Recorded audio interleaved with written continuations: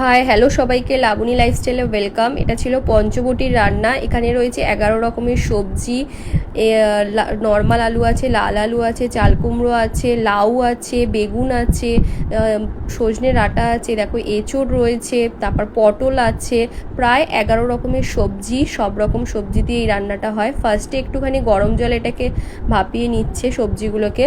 আর এখানে আমাদের মশলা তৈরি হয়ে গেছে, কাঁচা লঙ্কার আদা পেস্ট, তার সাথে রয়েছে এটা আদা আর কাঁচা লঙ্কা, আর রয়েছে একটু মশলা, ধনে জিরের গুঁড়োর মশলা। তো এটার মধ্যে ফার্স্টেই তেলটাকে গরম করতে দেওয়া হয়েছে, তারপরে শুকনো লঙ্কা, তেজপাতা আর সামান্য পরিমাণে ফোড়ন দিয়ে ভালো করে নাড়াচাড়া করে তারপরে এই কাঁচা লঙ্কার পেস্ট, আদার পেস্ট আর দিয়ে দেওয়া হয়েছে এবং কষানো হচ্ছে। এই রান্নাটা কিন্তু দারুণ একটা স্বাদের হয়। আমি নিজেও সবজি খাই না, কিন্তু সেদিনকারে কিন্তু খেয়েছিলাম।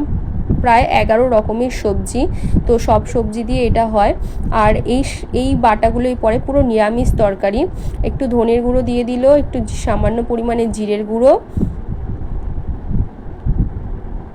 পরিমাণ মতো নুন, পরিমাণ মতো হলুদ দিয়ে ভালো করে নাড়াচাড়া করে নেওয়া হচ্ছে। আর একদিকে সবজিগুলোকে হালকা গরম জলে ভাপিয়ে নেওয়া হচ্ছে। তো সামান্য পরিমাণে চিনিও ছড়িয়ে দিল। সেদিন একটু লেট হয়ে গেছিলো, তাই দুদিকে দুটো কড়াইতে বসিয়ে দেওয়া হয়েছিল। দেন একটু নাড়াচাড়া করার পরে এদিকেও দেখো সবজিগুলো প্রায় আধা সেদ্ধ হয়ে গেছে। আর আমি এখানটায় ধনে জিরে আর হচ্ছে গিয়ে 5 ফোড়নের সামান্য পরিমাণ ভাজাটা একটুখানি বেটে নিচ্ছিলাম। তো সেটাই দিয়ে দেওয়া হবে। এই মশলাটা কষানোর পরে সবজির ওপরে দিয়ে দিল। এবার ভালো করে একটু ওই মশলাটার সঙ্গে সবজিটা নাড়াচাড়া করে নিচ্ছে। তারপরে ভেজে রাখা বড়ি, বাড়িতে বানানো বড়ি, সেই বড়ি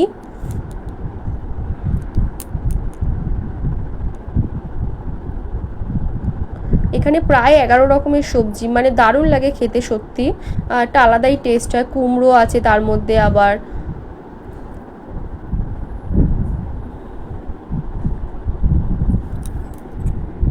মশলাগুলোকে আর সবজিগুলোকে একসাথে দিয়ে তারপর ভালো করে নাড়াচাড়া করে নেওয়া হচ্ছে।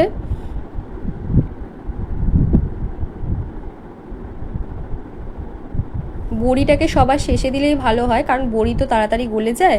তো বড়িটা ভাজা হয়ে গেলে ভেজে তুলে রেখে পরে সবার শেষে দিলেই হয়। সামান্য পরিমাণে চিনি দিয়ে দিতে হয়, চিনি দিয়ে দিয়েছিল স্বাদের জন্য। তো তারপরে দেখো কি সুন্দর ফুটছে তরকারিটা। সব সবজি প্রায় হয়েই এসেছে, আর একটু চিনি দিয়ে দিল শেষের দিকে। তো একটু বেশি পরিমাণে তরকারি হয়ে গেছিলো বলে আলাদা জায়গায় আলাদা পাত্রে বসানো হয়েছিল, সেটাকে আবার অ্যাড করে দেওয়া হলো। এবার ওই ভাজা মশলাটা, ধনে গুঁড়ো আর জিরে খালি কড়াইতে ভেজে সেটাকে বেটে সেই মশলাটাই কিন্তু ওপরে দিয়ে দিল। দারুণ একটা স্মেল আসে। দেখো নিরামিষ তরকারির এত সুন্দর স্বাদ সত্যি। হয়তো ওই দিনের জন্য স্পেশাল হয়, চৈত্র সংক্রান্তির স্পেশাল এটা পঞ্চবটি। এটা আমাদেরকে খেতেই হয় সেই দিনকারে। তো সেই রান্নাটাই হচ্ছিল।